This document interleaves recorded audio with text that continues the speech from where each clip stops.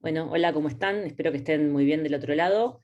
Este encuentro en particular de este seminario lo vamos a destinar a pensar juntos, juntas, todo lo que tiene que ver con la persecución penal en materia de criminalidad de género.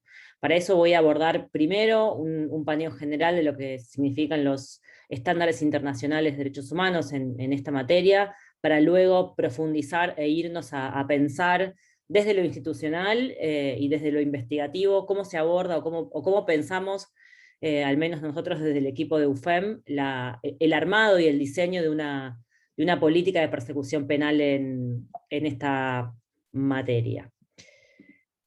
Lo primero, como les decía, que vamos a hacer es presentar los principales conceptos y estándares internacionales en esta materia. Y para esto lo que tenemos que saber es que hay al menos dos instrumentos internacionales relevantes que hay que tener en cuenta. Como verán ahí, surge de la propia Filmina, no son nuevos, tienen muchísimos años ya.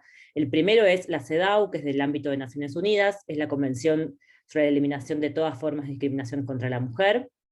Y el segundo es del ámbito interamericano, que es el de la OEA, que es la convención llamada o conocida como Belén do Pará, que es del año 94. O sea, fíjense que estamos hablando ya de muchísimos años y de instalación de estos estándares internacionales, a los cuales por supuesto que el Estado argentino está obligado. O sea, cuando hablamos de derecho en materia de género, no estamos hablando, cuando hablamos de perspectiva de género, estos conceptos que últimamente escuchamos mucho, no estamos hablando de voluntarismo ni de elección por parte de magistrados, magistradas, del sistema de justicia en general, sino que estamos hablando del cumplimiento por parte del Estado y como parte del Estado del sistema de justicia, de estos estándares, de estos mandatos, de estas obligaciones a las cuales el Estado argentino está obligado, valga la redundancia. Bueno, entonces, como presupuestos iniciales, estas son, o sea, hay normas internacionales de derechos humanos, a las cuales, por supuesto, después Argentina ha ido completando a nivel interno con su propia legislación, que obligan al Estado argentino y a todo el resto de los países que han suscrito estos convenios a perseguir, investigar y sancionar estos delitos con perspectiva de género. Y esto redunda, ahora lo vamos a ver un poquito mejor, en lo que se llama deber de debida diligencia reforzada, y cómo esto tiene un correlato para los sistemas judiciales y para los ministerios públicos en particular. Estas normas incluyen, también ahora la vamos a ver, una conceptualización de la violencia contra las mujeres como un fenómeno estructural y particular, digamos, con toda una serie de condimentos, de caracterizaciones que implican para el sistema de justicia un abordaje especializado e integral. Surge de estos instrumentos, siempre hablamos en las condiciones de su vigencia, quiere decir que son los instrumentos tal como han nacido, pero a la vez cómo han ido los organismos internacionales también interpretándole, dándole más cuerpo y un carácter mucho más robusto y más actualizado a lo largo de los años a su contenido. Y la violencia contra las mujeres ha sido definida, y esto es importante saberlo, como una violación a los derechos humanos y libertades fundamentales. ¿Por qué?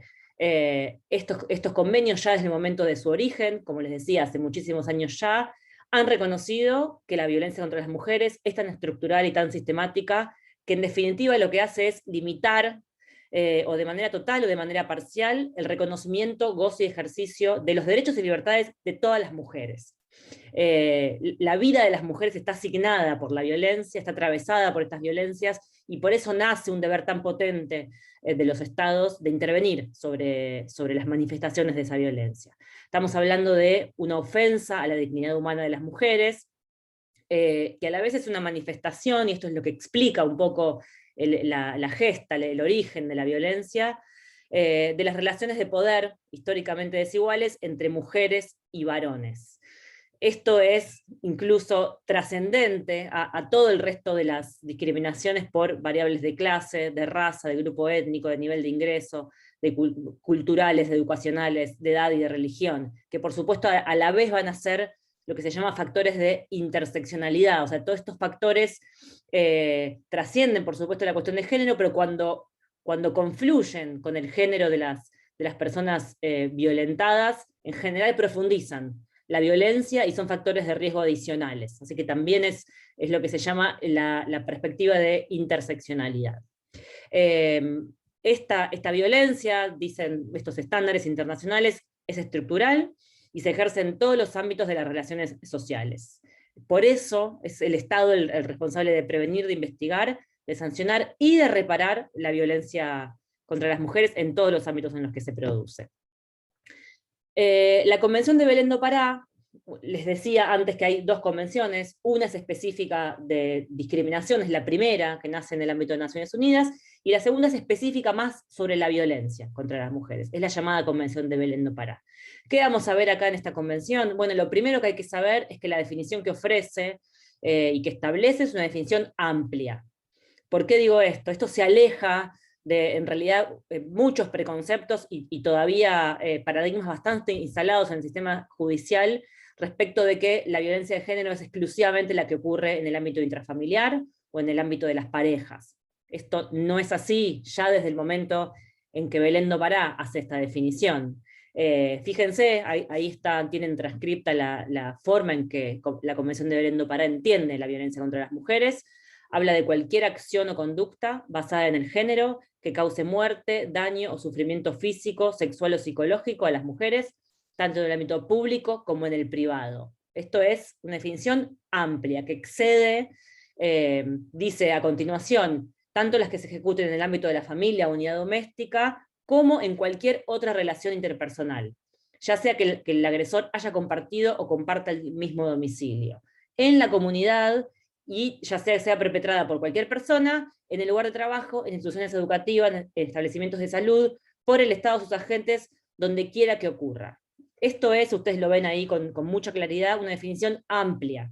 Ocurre, por supuesto, con mayor número y con mayor intensidad en los ámbitos familiares. Sabemos bien que el espacio de los hogares, el espacio privado para las mujeres, es el espacio que de más riesgo, la mayor parte de los femicidios ocurren en el ámbito privado, pero no obstante eso, las violencias son absolutamente transversales al ámbito privado y también al ámbito público. Y van desde los femicidios a, en menor medida, en menor gravedad, a todas las manifestaciones de violencia, algunas también imperceptibles, producto de una mirada por ahí desprovista, una perspectiva de género. Pero es importante tener esta lupa, esta matriz, digamos, de análisis en relación con que la violencia contra las mujeres es absolutamente transversal a todo el orden social. Entonces, ¿qué pasa con este reconocimiento de la existencia de esta violencia tan estructural?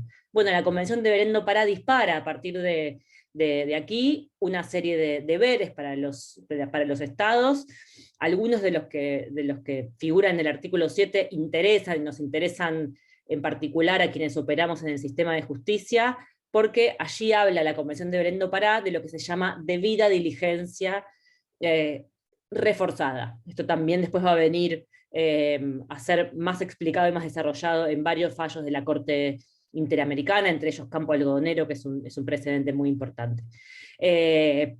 También existe el deber de adoptar medidas jurídicas para combinar a los agresores a abstenerse de hostigar, intimidar, amenazar o dañar. Quiere decir esto, el sistema de justicia tiene una obligación central, que es la obligación de investigar delitos y aplicar sanciones, pero en paralelo a esta investigación troncal que tiene y que es usual y que es común al resto de los delitos, hay aquí un deber del sistema judicial de tomar medidas y tomar acciones preventivas respecto a la posibilidad de que los riesgos que ya existieron y que se materializaron en el delito que se investiga, en el caso que se investiga, se puedan repetir o se puedan incrementar o puedan agravarse hasta el punto de, por ejemplo, producirse un femicidio. Entonces, ahí la justicia tiene el deber de intervenir para neutralizar los riesgos.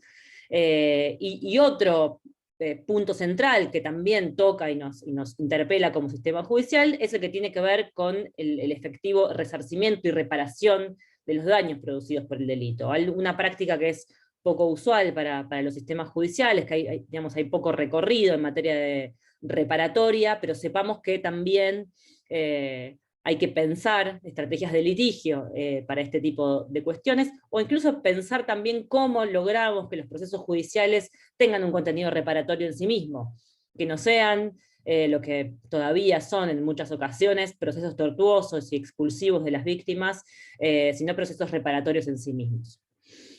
Entonces, aquí, cuando pensamos nuevamente en materia judicial, en lo que significa el contenido de la debida diligencia reforzada, hay, como les decía, un deber central de investigación y sanción respecto de estos delitos que integran o que configuran de alguna manera violencia contra las mujeres, también un deber de reparación, y en definitiva el buen funcionamiento del sistema judicial, un sistema judicial que no ofrezca impunidad y que no sea revictimizante para quienes atraviesan o quienes toman la decisión de acudir al sistema de justicia en busca del reconocimiento de los delitos.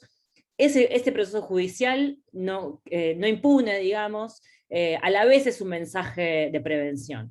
O sea, en la medida, esto es algo que se entiende muy bien cuando leemos el fallo Campo Algodonero. Lo que se dice Campo Algodonero ahí es, en la medida en que siga habiendo impunidad en los crímenes de género, lo que está haciendo el Estado es dar un mensaje de perpetuación, de anuencia respecto del delito, de los delitos. Por el contrario, si hay sanciones, el mensaje es, esto no puede continuar. En ese sentido, el sistema judicial tiene ahí un dispositivo para intervenir sobre la prevención de estos crímenes. A la vez, hace relativamente poco, todos estos precedentes, todo este contenido, digamos, de los tratados internacionales, los estándares internacionales en materia de violencia contra las mujeres, los organismos internacionales han empezado a hacerlo extensivo también a la población LGTBI. En primer lugar, en el año 2015 ya la Comisión Interamericana hizo un informe súper extenso sobre cómo opera la violencia contra el colectivo LGTBI en toda la región, un informe con un contenido alarmante, ¿no?, sobre los índices de violencia, que tienen que ver también con cuestiones de género, pero a la vez tienen sus particularidades, sus diferencias en el modo de desplegarse, en las características, digamos, cómo se ejecuta la violencia, los orígenes de esa violencia. Entonces, ahí la Comisión Interamericana decía, bueno, ya la Convención de Belén do Pará, y el resto de los instrumentos que tenemos en materia de violencia contra las mujeres, tiene que hacerse extensivo también como herramientas de protección a la población LGTBI. Y lo mismo ha dicho hace muy poquito tiempo la Corte Interamericana, en el caso Vicky Hernández contra Honduras, que ha hecho extensivas, digamos, las cláusulas de la Convención de Belén do Pará y el deber de diligencia reforzada a las violencias contra el colectivo LGTBI. Les decía al inicio que todo este marco internacional tiene un correlato también en el ámbito nacional. Hay muchas normas. Argentina es un país que tiene un cuerpo normativo bastante profundo sobre violencia contra las mujeres, en muchos casos también de vanguardia, sobre todo en materia de diversidad. Aquí hay algunas de las leyes más importantes, sobre todo que tienen que ver con cuestiones judiciales. La ley 26485 es la ley de protección integral para prevenir, sancionar y erradicar la violencia contra las mujeres en los ámbitos en los que desarrollen sus relaciones interpersonales. Es una ley que tiene bastantes años, del año 2009, y bastante amplia, no solamente dirigida a la actuación judicial, aunque tiene algunas cláusulas en ese sentido, sino más bien a todas las políticas públicas del Estado. Luego tenemos dos leyes importantes que cumplen 10 años, este año en el 2022. Una es la ley 26791, que reformó el Código Penal, incorporando la figura de femicidio, algo que ya se venía haciendo en el resto de los países de la región desde unos años antes. Y a la vez también modificó el Código Penal, introduciendo modificaciones a los que se llaman crímenes de odio. Ahí también tenemos herramientas de intervención y de tipicidad sobre los llamados crímenes por discriminación o prejuicio de género, también el femicidio vinculado. Luego la ley de identidad de género, que la deben conocer perfectamente, que es a la vez, todas estas normas tienen una interpretación recíproca, digamos, son herramientas interpretativas para el resto de las de las normas. Y un poquito más reciente, la Ley de Víctimas 27372, que también es un dispositivo importante a tener en cuenta en estos casos, porque tiene varias cláusulas de protección e intervención sobre víctimas. La Ley de Protección Integral, esta que les mencionaba hace un ratito, del año 2009, algunas cuestiones que tiene que tener en cuenta, digamos, de esa ley. La primera es que también toma, desde la Convención de Belén do Pará, una definición amplia de violencia contra las mujeres. Nuevamente nos salimos de este preconcepto de que la violencia motivada en género tiene un nicho en el ámbito intrafamiliar o de pareja. Esto no es así, por el contrario. Específicamente la ley, ahora lo vemos en la filmina siguiente, habla de distintas modalidades y tipos de violencia para echar luz sobre aquellos ámbitos en los cuales muchas veces es más invisible o menos perceptible a los ojos de agentes del Estado, de operadores y operadoras del sistema de justicia, ver violencia motivada en género. Habla de toda conducta, acción o omisión que de manera directa o indirecta, tanto en el ámbito público como en el privado, basada en una relación desigual de poder, afecte la vida, la libertad, la dignidad, la integridad física, psicológica, sexual, económica, patrimonial o seguridad personal de las mujeres. Quedan comprendidas también las perpetradas por el Estado y sus agentes. Es muy parecido a lo que ya marcaba la Convención Belén do Pará. Y aquí ven específicamente el artículo 5, habla de los tipos de violencia, habla de violencia física, psicológica, sexual, económica y patrimonial, simbólica, política. Todos estos tipos de violencia son considerados violencia contra las mujeres. Algunas van a tener repercusiones penales y otras probablemente no. Puede ser del ámbito civil o incluso extrajurídicas, digamos, pero es importante saberlas, conceptualizarlas, comprender la complejidad del fenómeno para poder ir poniéndonos poco a poco lo que llamamos lentes de género y entender cuál es la real dimensión que tiene este fenómeno. Las modalidades de violencia en el artículo 6, fíjense que también trata de visibilizar la violencia doméstica, la violencia institucional, que muchas veces también nos obliga a revisar prácticas judiciales, porque muchas mujeres ingresan al sistema judicial en carácter de imputadas, y ahí puede producirse violencia institucional o violencia en ámbitos de encierro, la violencia laboral, que sí, en muchas ocasiones no tiene implicancias penales, pero resulta en ocasiones también tortuosa para mujeres que tienen que atravesar adentro de sus ámbitos laborales situaciones de violencia que a la vez las coaccionan respecto de, bueno, un mecanismo de supervivencia, ¿no? Como es el puesto laboral. Violencia contra la libertad reproductiva, violencia obstétrica, violencia mediática, violencia pública, política en el espacio público, en fin, todo esto no quiere decir, perdón, que eso quede acotado a esas modalidades. Es simplemente una forma nuevamente, de visibilizar aspectos menos vistos.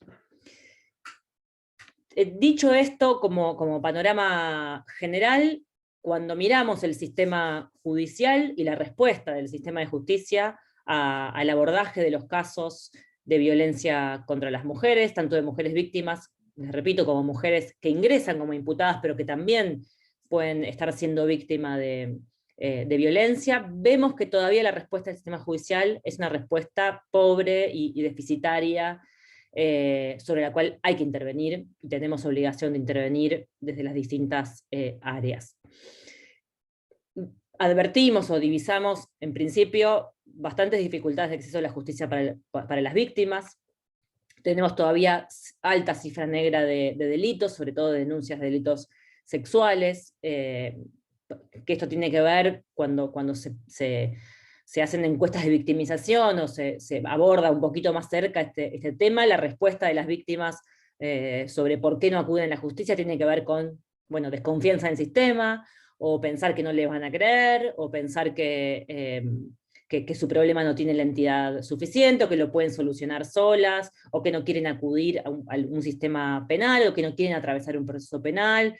Hay ahí todavía una interrelación entre la respuesta deficitaria del sistema y el deseo de las víctimas de someterse a todo lo que implica un proceso penal. Muchas veces el sistema de justicia es expulsivo para las víctimas, tiene y detectamos todavía prácticas discriminatorias en la tramitación de los casos, estereotipos de género, descreimiento de la palabra de la víctima, muchos casos de violencia sexual y de violencia doméstica, el problema central que se detecta, por lo cual no pueden prosperar o no pueden obtener una sanción, tiene que ver con que la primera acción judicial es descrear de la palabra de la víctima, ponerla en duda, someterla a situaciones revictimizantes, como lo que se llama test de fabulación, que es una medida que se suele hacer rutinariamente, a la cual, por supuesto, las áreas especializadas nos oponemos cada vez más,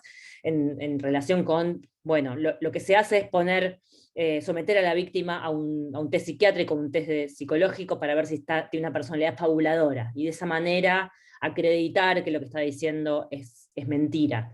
Esto es una práctica que no se usa en ningún otro delito, cuando, lo decimos siempre, pero cuando hay un robo automotor, una estafa, nadie va y manda a quien denuncia eso a un test psiquiátrico a ver si está mintiendo. Bueno, a las mujeres que denuncian violencia de género, violencia doméstica, violencia sexual, en general se las somete a este test casi como una práctica rutinaria, y esto es revictimizante.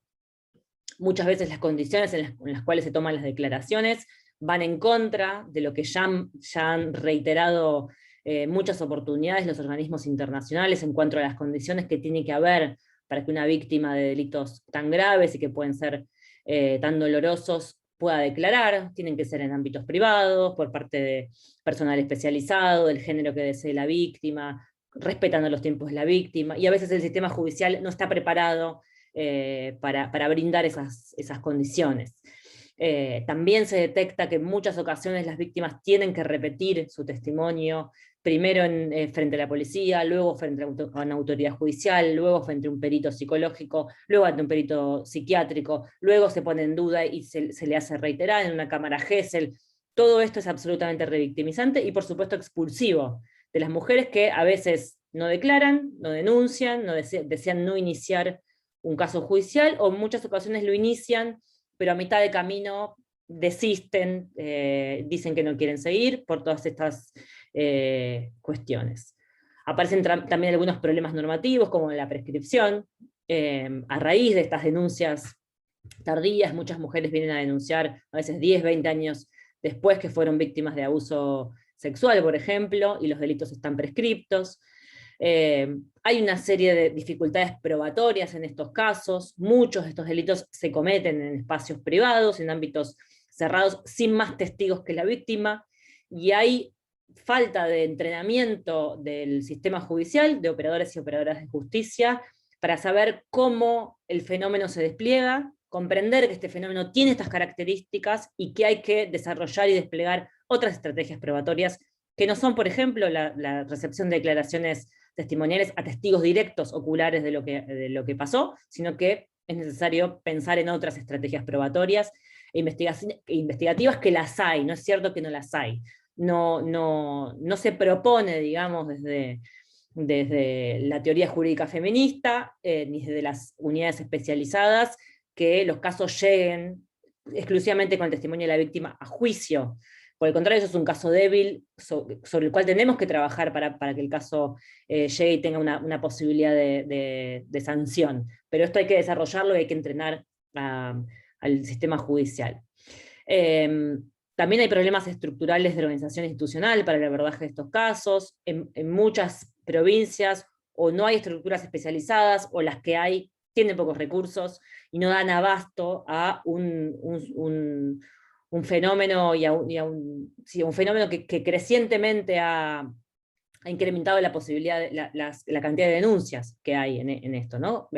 No quiere decir que haya aumentado los casos, eso no lo sabemos, hay muy poco recorrido estadístico sobre esto, pero sí sabemos que las denuncias están aumentando, muy probablemente por la mayor visibilización de la temática. Desde el 2015 hasta acá, la cuestión del ni una menos ha movilizado muchísimo y ha generado que muchas víctimas se animen a denunciar, y esto ha incrementado la cantidad de casos, y por ende debiera tener como resultado un incremento de la cantidad de recursos disponibles para eso. También notamos alguna ausencia de información criminal sobre el sistema de justicia. Como les decía recién, hay una práctica relativamente reciente de construir información criminal que es fundamental para trazar estrategias de persecución penal y para organizar los recursos judiciales en función de la cantidad de casos, del flujo de casos. El punto 3 que les quería contar es, bueno, ¿cómo pensamos desde el Ministerio Público Nacional el diseño de una política criminal? ¿Cómo se piensa? Esto que muchas veces, muy poco lo estudiamos en la facultad, de hecho se trata este seminario,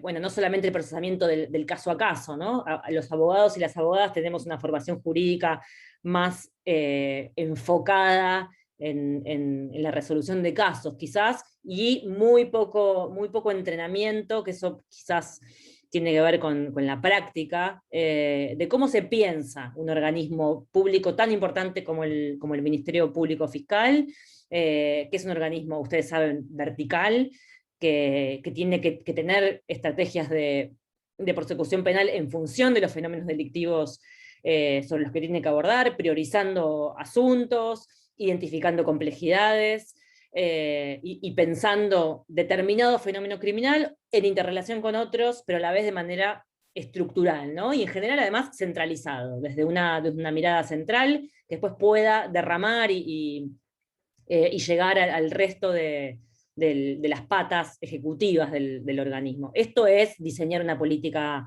criminal, una política de persecución penal en esta materia.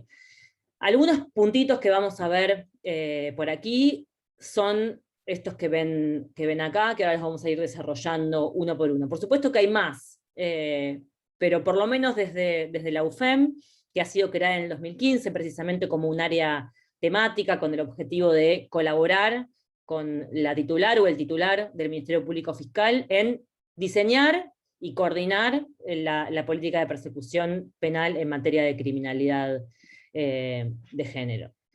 Bueno, en primer lugar hay que poder pensar a la criminalidad de género como un fenómeno. Esto se contrapone, digamos, con la práctica que venía hasta hace unos años de considerar a los casos de violencia de género con un abordaje caso a caso, y además como asuntos subordinados, menores, ¿no? que solían pasar, digamos, desapercibidos dentro del flujo general de casos que tienen las estructuras judiciales. Y hay que pensarlo, y también un poco en línea con lo que venimos hablando respecto de cómo lo definen los tratados internacionales, que hay que comprender que la criminalidad de género es un fenómeno social complejo y grave, que está constituido por no solamente un aspecto, el aspecto familiar, intrafamiliar, sino que tiene una multiplicidad de variedad de conductas lesivas de orden violento, dirigidos contra las mujeres y también contra las personas lesbianas, gays, travestis y trans, por su calidad de tales, por su orientación sexual o por su identidad de género, que son cometidas tanto en el ámbito público como en el privado, por personas que pueden estar o no organizadas para ello. Digamos, hay criminalidad de género que está atravesada por lo que llamamos crimen complejo, crimen organizado, la trata de personas, la narcocriminalidad, son estructuras en general sí organizadas, pero también la violencia contra las mujeres puede ser ejercida por personas particulares que no están organizadas para ello, pero que en definitiva siempre son la expresión de una violencia generalizada y sistemática, que es consecuencia de las relaciones de poder desiguales entre varones y mujeres. Es necesario comprender esta estructuralidad y además los orígenes y las razones de la violencia para poder abordar desde el sistema de justicia y desde una política criminal esta materia. Y es importante además que los ministerios públicos incluyan en su agenda, así como incluyen el abordaje de otros fenómenos también estructurales o sistemáticos, sobre los cuales hay que tener estrategias de persecución, este tema en su agenda. Tiene que ser un tema jerarquizado, es urgente, digamos, que los ministerios públicos incluyan en sus agendas el diseño de una política criminal sobre esto. Entonces, primer punto de partida para organizar una política criminal es entender de esta manera el fenómeno de violencia de género. Es un fenómeno criminal, grave, sostenido, complejo, que ocurre a nivel mundial. Es un asunto público y no es un asunto privado, es un asunto de los estados. Es transversal a la vez a otros fenómenos criminales. Y esto es importante saberlo porque en general pensamos a la lógica de las políticas de género, por un lado como un aspecto específico en sí mismo, y por eso la necesidad de que haya estructuras especializadas dedicadas a esto, pero a la vez esas estructuras especializadas, a diferencia por ahí de otros fenómenos criminales, tienen la obligación de interactuar con el resto, en el caso de los ministerios públicos, el resto de las unidades fiscales temáticas. ¿Por qué? Porque vamos a ver expresiones de violencia de género en lo que usualmente conocemos o advertimos que se trata de casos de violencia, como la violencia doméstica, la violencia sexual o los femicidios, pero también en las expresiones de violencia que ocurren en el ámbito de la trata, en el ámbito del narcotráfico, en el ámbito de los delitos económicos, en los crímenes de lesa humanidad. Ahora lo vamos a ver un poquito mejor más adelante si llegamos. Pero digamos, hay que estar atentos permanentemente a esta transversalidad que tiene otros fenómenos criminales, la violencia de género. Lo segundo que hay que pensar desde un ministerio público es en la conformación de áreas específicas. O sea, no alcanza, como les decía recién, el eje de la transversalidad, o sea, tener personas que estén pensando dentro de cada área las cuestiones de género, sino que es necesario tener estructuras específicas, que en definitiva van a ser las que motoricen y promuevan esta mirada de género transversal en todos los aspectos.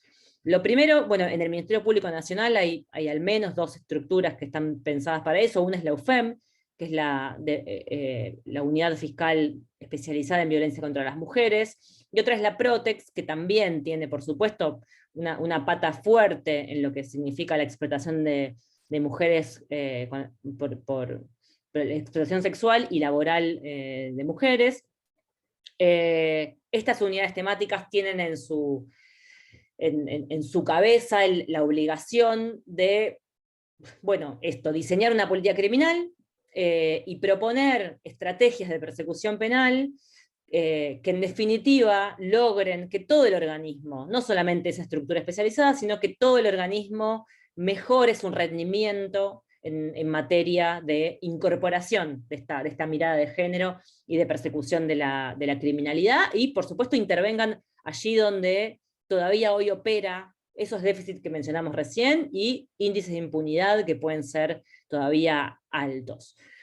El Ministerio Público también tiene un área de Dirección General de Políticas de Género, que en paralelo al trabajo que desarrollan las unidades fiscales, tiene la obligación de mirar puertas adentro del organismo qué es lo que está pasando en materia de género, e intervenir, bueno, sobre, por ejemplo, el acceso a cargos de magistratura por parte de mujeres, el mapa judicial. Hoy sabemos que en nuestro país todavía los mapas judiciales, las integraciones de los sistemas de justicia, estamos lejos de un esquema de paridad, y sobre esto hay que trabajar fuertemente para el acceso de más mujeres formadas en género en los organismos. También para todo lo que tiene que ver con acoso y abuso laboral adentro de los organismos, al desempeño del propio organismo en la intervención de los casos, cómo puede ser a la vez también la actuación de los magistrados un caso, digamos, de mal desempeño en sus funciones. En fin. Estaba viendo si estaba grabando, espero que sí. Y lo otro que existe dentro del Ministerio Público Fiscal es una dirección de víctimas, que está pensada precisamente como apoyo a las fiscalías y también a las procuradurías y unidades fiscales en materia de apoyo y sostenimiento y acompañamiento a víctimas. Dentro de la DOVIC hay específicamente un área de género que se ocupa de acompañar a estos casos. Otro de los ejes que hay que tener siempre en cuenta cuando uno piensa una política criminal, una política de persecución penal, es la necesidad de producir y sistematizar información criminal. Esto también es relativamente nuevo, es más, ha sido más incorporado por los ministerios públicos que tienen un sistema acusatorio. Nosotros todavía en el ámbito federal no lo tenemos, pero para eso se está preparando el Ministerio Público Fiscal. Muchos de los ministerios públicos de la región tienen lo que se llaman DAC, Direcciones de Análisis Criminal. El objetivo de esta construcción de información no es, por supuesto, tener información estadística de los casos, a eso no se dedica el Ministerio Público, pero sí tener información que me pueda dar cuenta de cuál es la dimensión del fenómeno criminal sobre el cual tengo que trabajar y tengo que intervenir. Sin saber, por ejemplo, bueno, ahí tienen en pantalla un instrumento que desarrollamos en la UFEM para la medición de femicidios. Bueno, si no sabemos cuántos femicidios hay, mal podemos asignar recursos, pensar en cómo se interviene sobre el fenómeno, cuánto necesitamos para sancionarlo, cómo se despliega, qué armas se utilizan.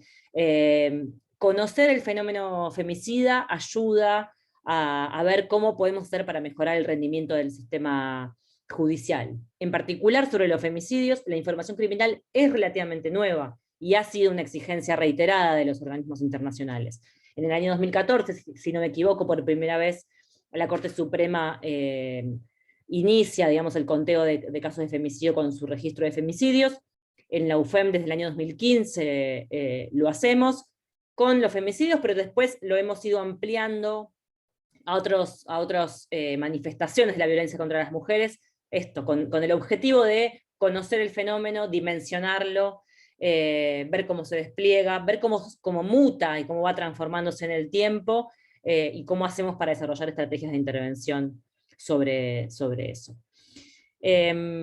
Otro de los puntos es la elaboración de herramientas de persecución penal. Digamos, las estructuras fiscales especializadas, como son unidades de apoyo y son unidades centrales que tienden a diseñar políticas para, como les decía, derramarlas hacia el resto del organismo, no tienen la capacidad operativa, por supuesto, para intervenir en todos los casos. Sería además una mala estrategia que las unidades especializadas concentren la intervención en todos los casos.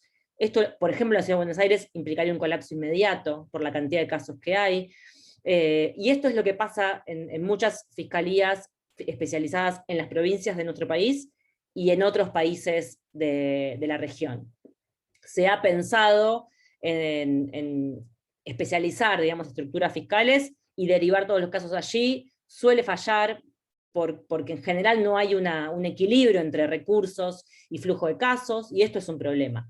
El Ministerio Público Federal, además, porque es un país particular, el nuestro es un país federal que es distinto al resto y no tenemos injerencia en todos los sistemas judiciales, pero tiene una lógica distinta y lo hemos pensado de esta manera, en el cual la UFEM, como organismo digamos, dependiente de manera directa de la cabeza de la Procuración, pueda elaborar herramientas de investigación especializadas en aquellos delitos que, por lo menos en los centrales, en materia de femicidio, por ejemplo, ahí lo ven también en pantalla, hemos elaborado un protocolo para la investigación de los femicidios.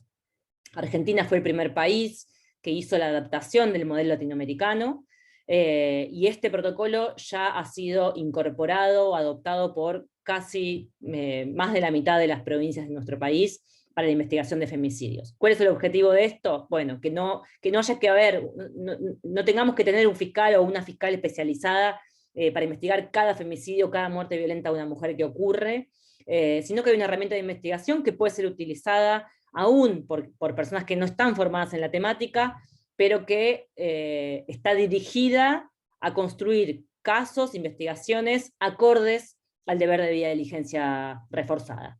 Esto en materia de femicidios. También estamos trabajando en una guía de casos de abuso sexual, que hay muy pocas herramientas de estas características en toda la región. Tiene un protocolo Colombia, pero es un aspecto poco abordado. También hay una guía de investigación de casos de violencia doméstica, que se elaboró en conjunto de la UFEM con la Dirección de Género, y también es utilizada por otras provincias. Son herramientas de persecución penal, como les decía, para garantizar que los casos en cumplimiento de esos protocolos sean llevados adelante con debida diligencia y reduzcan los riesgos de impunidad de los casos. También se puede proponer desde esta área, por ejemplo, instrucciones generales en la materia, para que termine aprobando el procurador o la procuradora general, y sean obligatorias para el resto de las fiscalías, pero bueno, básicamente son como criterios generales y herramientas de apoyo a las fiscalías. Otra cuestión interesante para pensar en una política criminal es la utilización de estrategias diferenciales ante las distintas violencias. Venimos viendo hace un rato que la violencia contra las mujeres es un fenómeno muy amplio, es transversal a todos los ámbitos, tiene una complejidad alta y a la vez tiene manifestaciones muy disímiles entre sí, que van desde violencias muy extremas, como los femicidios, los abusos sexuales agravados, las violencias reiteradas, por ejemplo, los casos de violencia doméstica donde hay violencias sostenidas en el tiempo que se incrementan incluso y se multiplican en sus formas de comisión. Sobre eso es importante que los ministerios públicos tengan estrategias de intervención donde destinen mayores recursos y prioricen la intervención en esos casos para reducir la impunidad. Este sería un primer objetivo. Pero poder hacer la diferencia de que hay otros casos de violencias leves que pueden ser procesados, por ejemplo, con salidas alternativas. Esta herramienta, este dispositivo de intervención, colabora también en la no impunidad, digamos. Hay mucho volumen de casos de este tipo, y es muy difícil poder procesar todos los casos para los sistemas judiciales. Entonces, los ministerios públicos, sobre todo los acusatorios en las provincias, tienen la posibilidad de utilizar estas herramientas alternativas para que la respuesta no sea ni una prescripción, ni un archivo, ni un sobreseimiento por falta de prueba, porque el caso no se pudo procesar, porque no se pudo priorizar, etcétera, sino que al menos haya una respuesta en ese tipo de casos. También poder poner eje en estos aspectos, en la reparación, tal como que les dije antes, no solamente en las reparaciones económicas, sobre los cuales nosotros proponemos que no haya un tabú respecto de que las víctimas puedan ser resarcidas económicamente también. Muchas mujeres no persiguen con su denuncia la aplicación de una pena, sino que pueden también ser resarcidas de manera económica o simbólica. Y poder ofrecer, como les decía al inicio de todo, procesos judiciales que sean reparatorios en sí mismos, que sean procesos en los cuales las víctimas se sientan contenidas, se sientan escuchadas, que su palabra no sea descreída, que sean procesos que empiecen y terminen rápido, que no sean larguísimas torturas para las mujeres víctimas de violencia, que ya tienen bastante, digamos, con la carga del daño producido por los delitos, y que se pueda culminar con una sentencia, con un reconocimiento de ese hecho. También es importante en estas estrategias diferenciales poder intervenir o poder tener una herramienta o una postura sobre qué hacemos con las mujeres imputadas. Por supuesto que no hay una regla general, ¿no? Muchas mujeres ingresan al sistema de justicia en calidad de acusadas o imputadas. La mayoría tienen, digamos, la responsabilidad penal completa y no hay ninguna divergencia en relación con los varones, pero sí hay muchas ocasiones en las cuales vemos que hay altos índices de vulnerabilidad, o que las mujeres llegan a la comisión de delitos en razón de violencias previas, que pueden ser violencias económicas o violencias incluso domésticas, y una mirada de género nos obliga a al menos mirar esto y poder determinar si ahí hay una responsabilidad penal completa, o hay que tener también estrategias diferenciales como atenuación de la pena, perforación del mínimo, etc. Y también hay que poder, esto que ya venía diciendo antes, identificar las razones, las violencias motivadas en género, que puedan estar presentes en otros delitos. Ahora lo vemos un poquito mejor, sobre todo en los delitos federales. También, sobre todo para el ámbito federal, esto cuadra, ver qué está pasando con las organizaciones criminales complejas y cuál es el rol que se les asigna a las mujeres en esos casos. En muchos casos vemos hoy que las organizaciones criminales están incluso comandadas por mujeres, sin ningún tema de violencia que haya que discriminar, pero en muchas ocasiones también vemos que las mujeres son utilizadas, cuanto más situación de vulnerabilidad está, mayor puede ser esta utilización, para el narcomenudeo, por ejemplo, para la explotación sexual, en una escala por ahí 1 milímetro por encima, digamos, de la víctima. Esto lo vemos mucho y lo vemos en las situaciones de prisionización de mujeres, ¿no? Hay un índice muy alto en la prisionización de mujeres de delitos de droga y delitos de trata. Esto tiene que darnos una conclusión, tiene que llevarnos a una conclusión, nuevamente, sobrevolando el caso a caso. Cuando miramos el fenómeno en su completitud, vemos este tipo de situaciones en las cuales hay un porcentaje muy, muy alto de mujeres presas que están presas por estos delitos. Y en general, cuando vemos los casos, son casos donde las mujeres o son utilizadas como mulas, por ejemplo en el narcomenudeo, o son utilizadas para narcomenudeo en sus barrios. Hoy también hay una situación donde las mujeres son jefas de hogar y pasan, digamos, a ocupar obligaciones que antes eran más masculinas, entonces tienen que salir, digamos, a ejercer este tipo de trabajos, muchas veces combinadas por las situaciones de pobreza y marginalidad. Todo el tema de la mercantilización de los cuerpos de las mujeres sexuados y la industria de la explotación sexual también es un tema para mirar en relación con la criminalidad organizada. Nuevamente, esto pensado, ¿no?, como desde una óptica de política criminal de un modo general y excediendo el caso a caso. En definitiva, digamos, lo que tenemos que poder diseñar y pensar son pautas de actuación que sean dinámicas y flexibles, y que comprendan la integralidad y la complejidad del fenómeno de violencia contra las mujeres y las distintas manifestaciones que pueden tener, independientemente de si las mujeres llegan al sistema de justicia como víctimas o como imputadas. Puede haber mujeres imputadas que lleguen y sobre las cuales haya que intervenir como víctimas, pero para eso hay que poder ponerse los lentes de género. Otra de las cuestiones centrales para un ministerio público es poder hacer articulaciones nacionales e internacionales. Para el caso de Argentina, más aún se profundiza la articulación a nivel nacional. Sabemos que tenemos tanto sistemas judiciales como provincias en nuestro país, y es mandatorio que haya una coordinación, una articulación en estas políticas de género. Esto está ocurriendo de alguna manera, hay espacios. Hay un observatorio de violencia de género que funciona en el marco del Consejo de Procuradores y Procuradoras, que reúne a todos los ministerios públicos de las provincias, donde ya las fiscalías especializadas nos juntamos y pensamos las políticas de persecución penal. Y en el ámbito internacional hay 2 espacios, uno en el Mercosur, que es la REMP, y otro en el ámbito iberoamericano, que es la AIAMP, la Asociación Iberoamericana de Ministerios Públicos. Ambas redes de ministerios públicos tienen grupos de género, la REG y el grupo de género de la REMP, y ambos están coordinados por Argentina, además, así que ahí hay un ámbito donde a nivel regional se piensa en las políticas, todo esto que venimos charlando, bueno, se piensa también a nivel regional. ¿Cómo hacemos para tener protocolos de investigación de femicidios en toda la región? ¿Cómo hacemos para pensar, por ejemplo, en una medición común de femicidios? ¿Cómo trabajamos y abordamos la violencia sexual? ¿Cómo intervenimos sobre los déficits de todos los sistemas de justicia, que en general tampoco difieren mucho de un país a otro? Estas instancias son claves, sobre todo considerando que América Latina es pionera en esta materia.